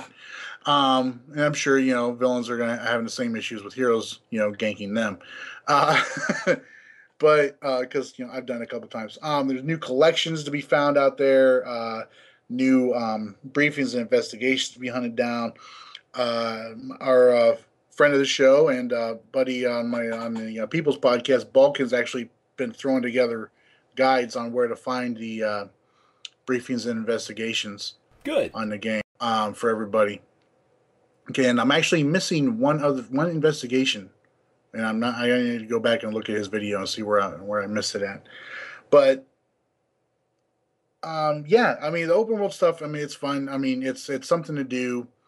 It's not overly difficult. It makes it more interesting to do it in PvP phase for sure. But other than that, yeah, I mean even the iconics, there's a feat for hunting down so many certain iconics and everything. Like Mr. Freeze, Cheetah, Catwoman. I can't remember who else. I could look at the feat, but you guys know which feat I'm talking about. Yeah. Those aren't overly difficult. I soloed 2 of them earlier today. So a lot of people are wondering, and I was told this by one of my league members. And this does have to do with Gotham Under Siege. All right. When you guys are in your journal there and you're looking at the Gotham Warfront mission right there it says, so many of 16 or 15 and all that. So like every 5 days you complete this mission if you do all three of the solos every day. Once you complete that mission, you get another mission, all right, to go find one of these iconics, from what I understand. All right, and when you do that, that is when you get a piece of the new styles, all right, that's in there. It's called what's it called? The pole mark, the Amazon pole mark. That's when you get a piece of that gear or that style. All right, so you don't have to worry about farming. That's where the pole mark style comes from, is by completing those missions daily, and completing 15 of them, and then doing another extra mission to get that style. Kind of like what we did with Sons of Trigon by doing the open worlds there in Wastelands, and you get so many of them, and you go fight an extra boss in the duos to get one of the was it the Exalted? I think it was. Yeah, the Exalted style. So that's how you get that style right there. The other styles are dropping in the duos challenges and the alert. Okay. And to get into Gotham Under Siege, you have to have a combat rating of 100. So. Yes. However, to do the, and I know we're getting ready to talk about them, so that's why I'm bringing it up. Nice segue. I'm not bringing it up yet. There. The it's not coming up fine, yet. I'll wait until. Are you not looking at the post I'm looking at? Are you just too busy with your game? Fine. No, go ahead. All right. Yeah. Yeah. So. Ask me to talk about something, then dictate the way I talk about it. Go ahead. We are following. We are following exactly these notes on how Meps puts it. So, next is the new alert, Themyscira Divided. Now, I want to go ahead and stress again that I ran this thing for 2 hours. Day one on the test server, okay? Oh my god, it was hell. But we didn't wipe. And we had a lot of fun. This is another one you have to have a combat rating of 100. And have you gotten to run this yet? How do you feel about it? It's long. It's long. How long did it take you? It's almost like it's an endurance test. Yes. Upwards of an hour. It's like it's an endurance test. I'll tell you guys right now. I mean, I know people want to go over with 2 DPS, but you have a much smoother run. Maybe albeit probably longer, but a much smoother run if you go in there with a tank. It is so much easier to go in there with a tank. Yeah, I think it was Ice Knight came onto the forums and said that he went there as a tank, but he was wearing some DPS gear to help out with just, doing a little bit more damage to kill his stuff down. Yeah. But let me go off and first say that and no, again, I haven't been able to run it on live. My computer's been down, so I can't actually been able to actually play the game. But the last time I played it on the test server, and I hope it's actually the same one that's been now on live, it was a little quicker run. It wasn't 2 hours, but it was still like that 45 minutes to an hour because there were so many mobs, and I'm not sure if I know the duos are able to do this, but I'm not sure if the alert can. Can you actually skip some of the actual group of mobs in the alert? I think if you backtrack the other way, you probably could. But I mean, I think there's only like two small groups of ads that you can skip if you want to.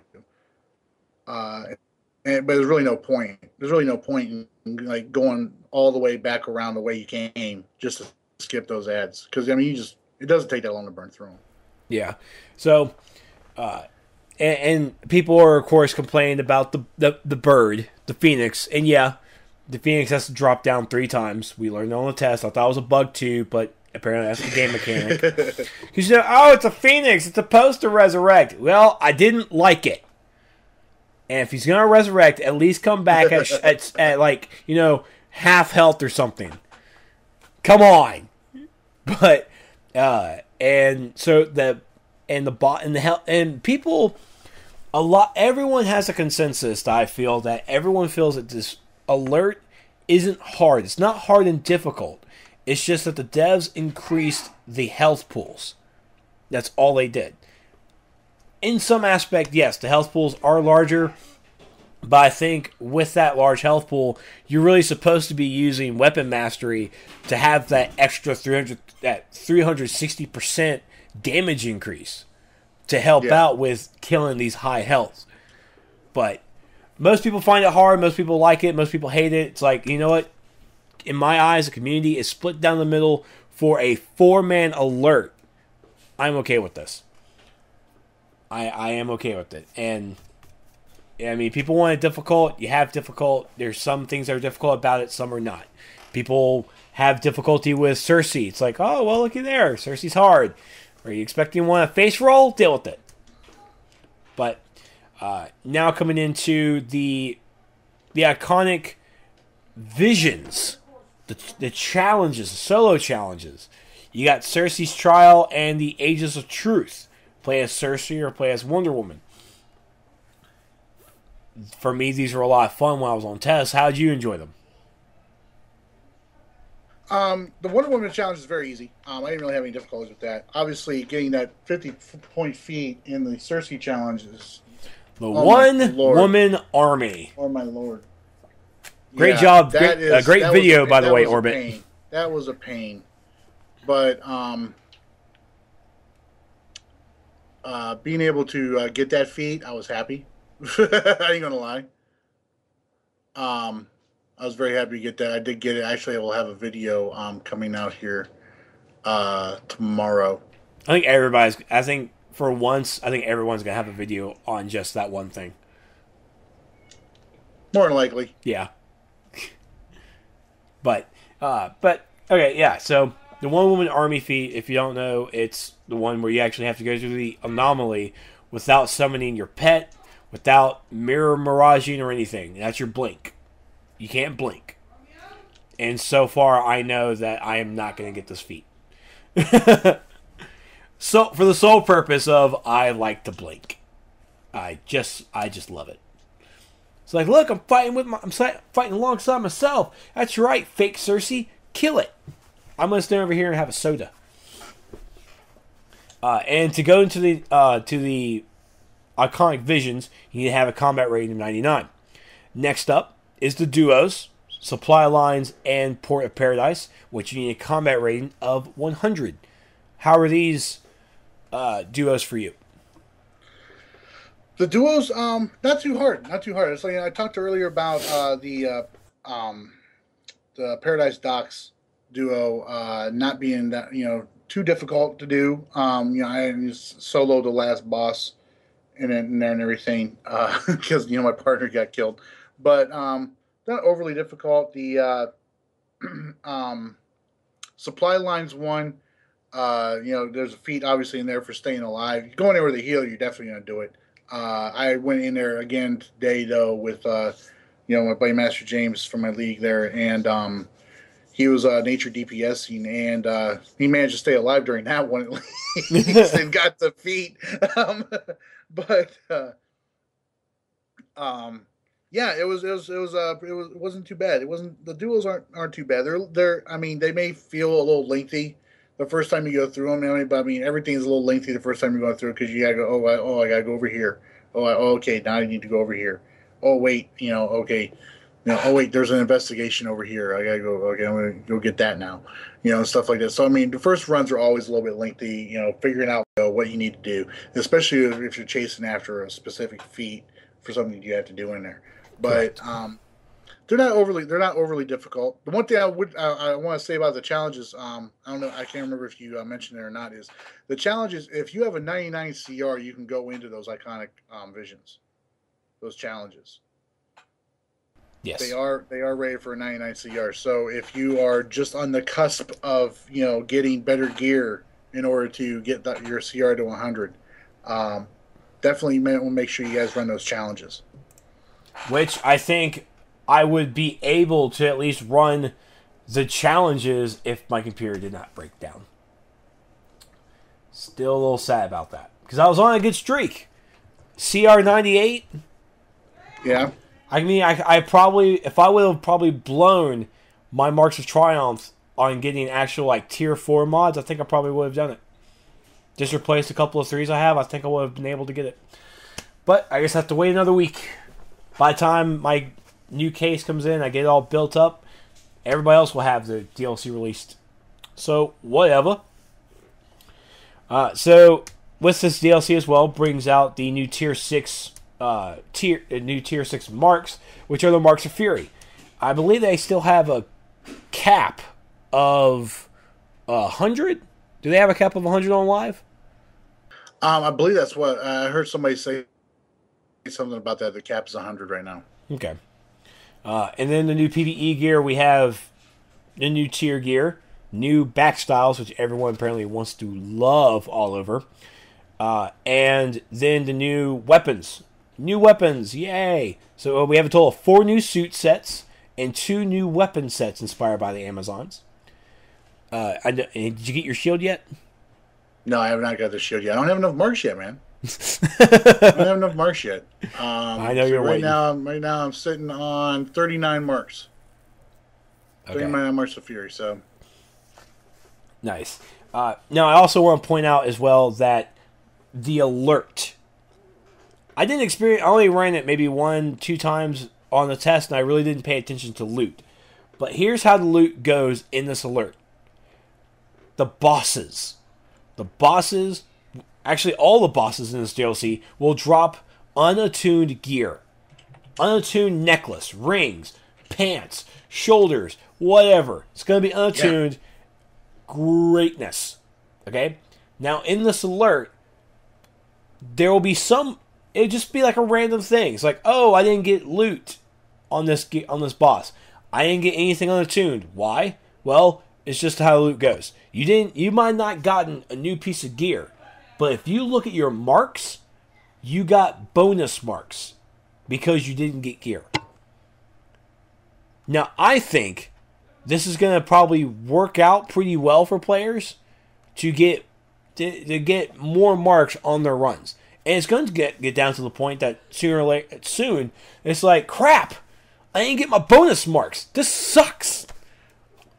And most likely we're going to start seeing it on the forum posts like, look, devs, can we get rid of the gear on these bosses and just give us the bonus marks? All the bosses, just give us bonus marks. We don't want the gear anymore.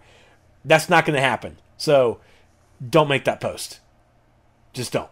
Yeah, and there's some people too that aren't happy with that. They'd like to get a gear drop. You know, they'd like to get that gear drop.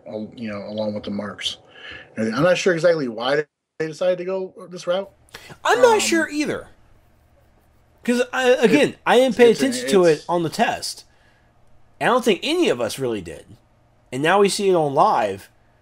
And of course, some people complain about it.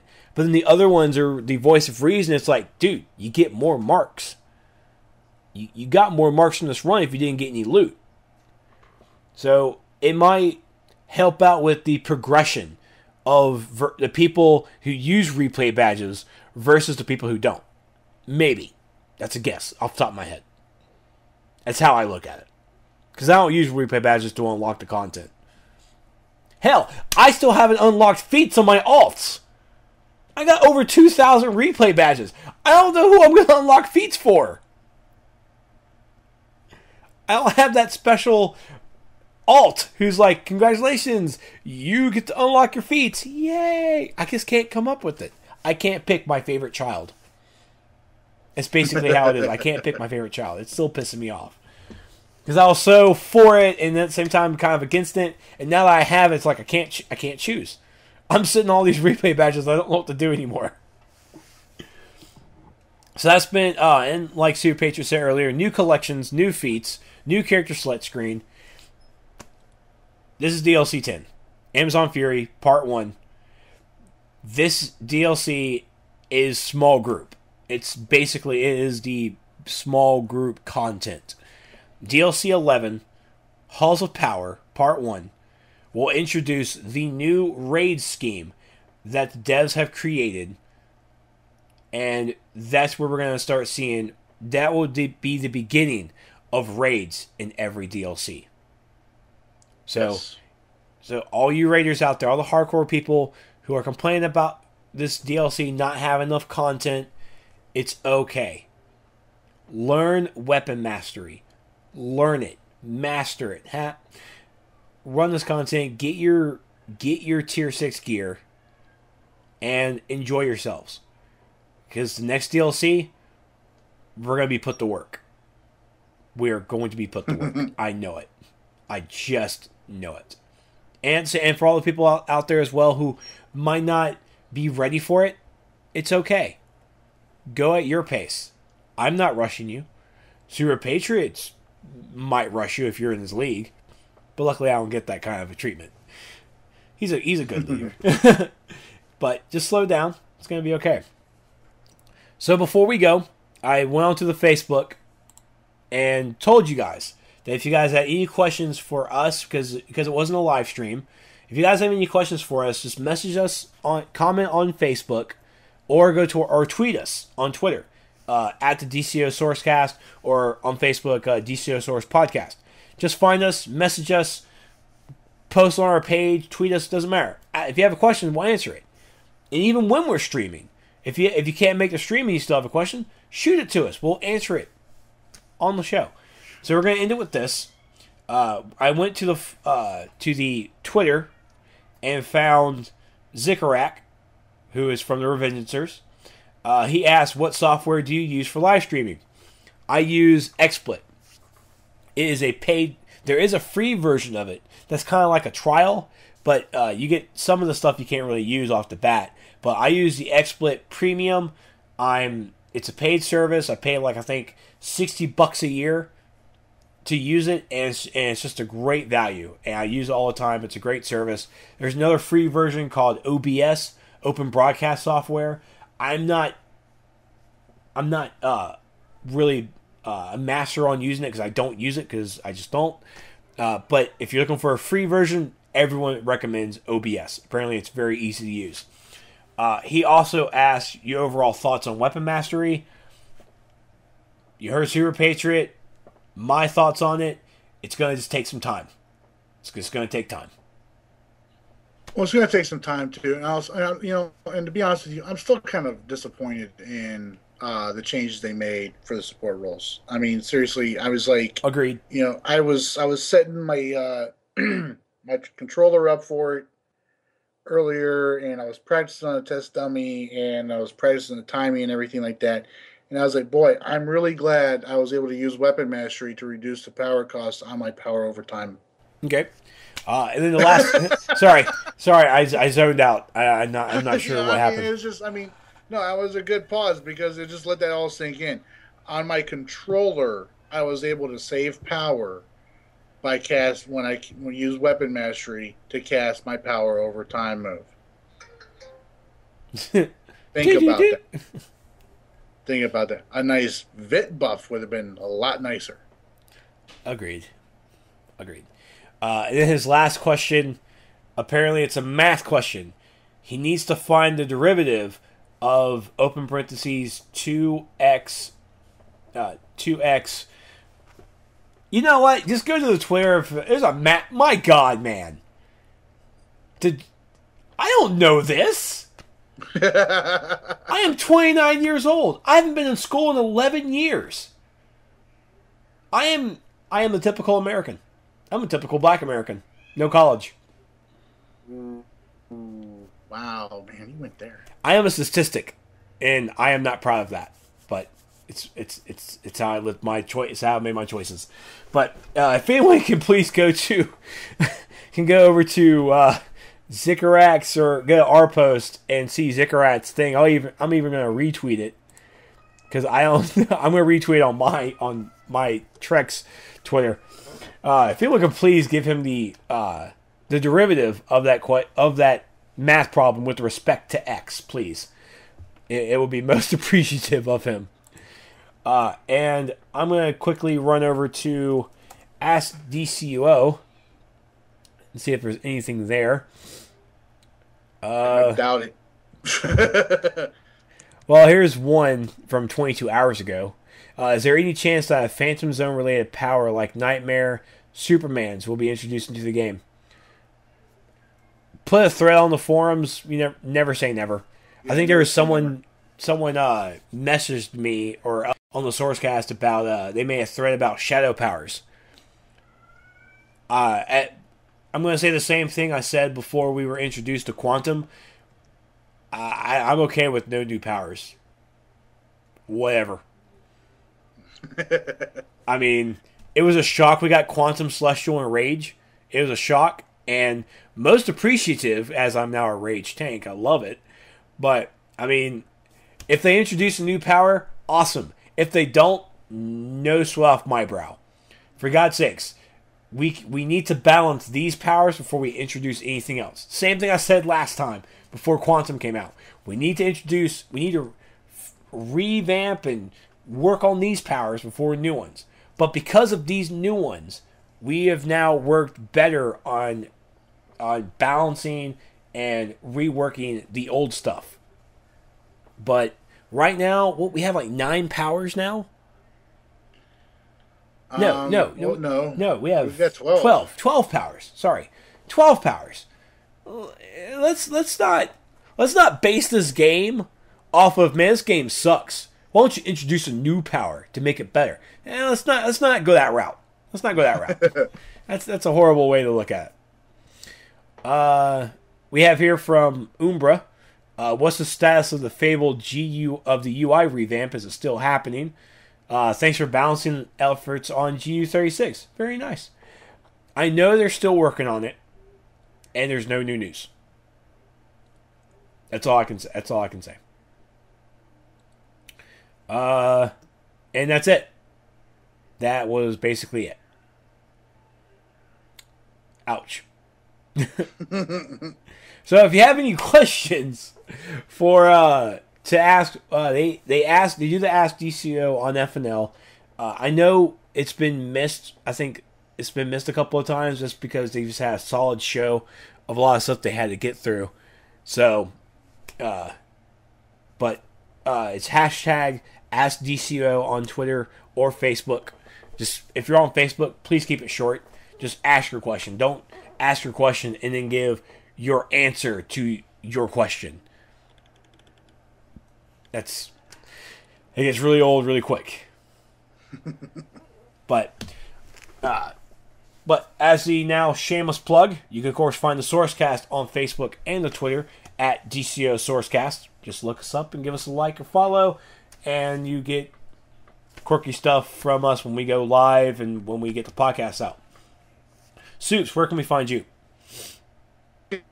You can, of course, find me at youtube.com/The Dice House. I am also on Facebook, /The Dice House there.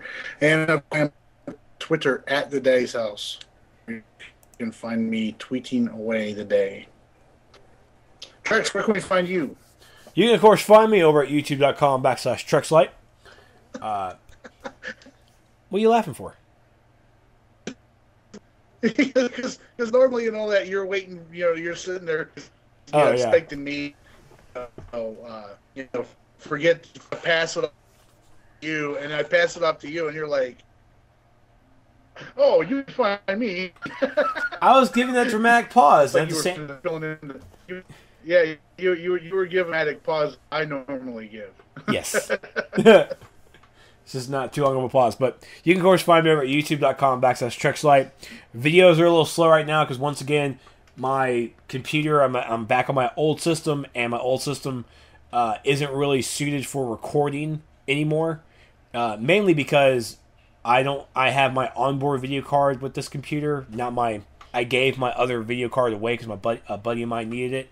So I can't really record with my onboard graphics. Even at low setting, it was so horrible to watch. So horrible to watch me play. And at the same time, I've been working on my second YouTube channel over at youtube.com/Nerds of the Apocalypse. We do weekly recordings there, podcasts, funny videos, nerdy news videos. Have you seen my new nerdy news video? I don't think I have yet. It's like 2 minutes. Go check it out. It's like 2 minutes long, which was, by the way, it was shorter than what I wanted. But you've seen SNL's Weekend Update, right? Mm-hmm. Yeah, I basically scripted out jokes like in that format and we were doing that for like nerdy news stuff. And when I looked at the script and when we recorded, and after all my editing, I thought it was going to be about 5 minutes. Bitch was like only 2 minutes. I'm like, holy crap! I can do like 3 more minutes worth of content to have like a 5-minute short video.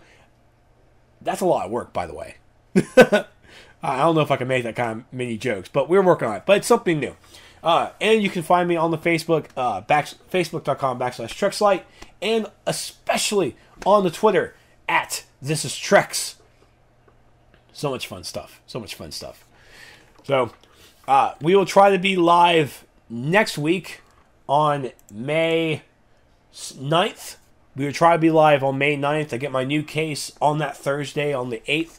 And so once I get my case, I'm just going to go straight into switching everything over to the new case. I'll try to do like a short video of the new case because it's actually way more bitchin' than my other case. But as a PC guys, if you are builders or you're thinking about building your computers, remember, you always keep your parts. Because thank the Lord, I still have my quad core, and thank the Lord it still worked. Because if it didn't work, I will be out of the computer completely, and I will just be all sorts of I would have killed kittens. Because I would not have a computer. It's not that I base my livelihood on my computer. My livelihood is my computer, because I have to work on my computer. So, yeah. I'll only kill one kitten though. I'm not a monster. I mean, just to set the example. Yes. Look at my computer, dead to eyes. It's like, you know what, computer? You made me do this. Work. That's how we end the show. Killing kittens. Grumpy cats first. So, thank you all so much for listening in. We'll see you guys next week. Hopefully live. And FNL will be coming back next week as well. There are some problems tonight. Mainly, I think because there are some problems with the EU PC Legends tournament that started. And then, of course, the stress of this week with DLC 10, Game Update 36, no FNL this week. So, I mean, it's really rough. Let the guys have a night off. Jens needs his puppies. And shout out to Clutchmeister and Dr. Wixer, I believe it was Clutch and Docs. Clutch and Docs and Dockster, they won the EU PC Legends tournament, which Clutchmeister could probably solo it versus 2 people and probably still win. I don't know if maybe I'm giving him too much credit, but Clutch is just a beast. So congratulations, Clutch and Doc. We hope to see more EU tournaments as well. I believe you can actually go over to challenge with an O, challenge.com/EU PC Legends 2. I believe there's actually a 2 at the end for the next tournament to sign up on that. So you guys have fun. We will see you guys next week. You guys have a safe weekend. Safe everything. You can say goodnight. Bye. Why do you have to pause? You got a dramatic pause. I get a dramatic pause. Fine. Good night, everybody. Fine. Good night, everybody. Fine. Good night, everybody. Fine. Good night, everybody. Fine. Good night, everybody. Fine. Good night, everybody. Fine. Good night, everybody. Fine. Good night, everybody. Fine. Good night.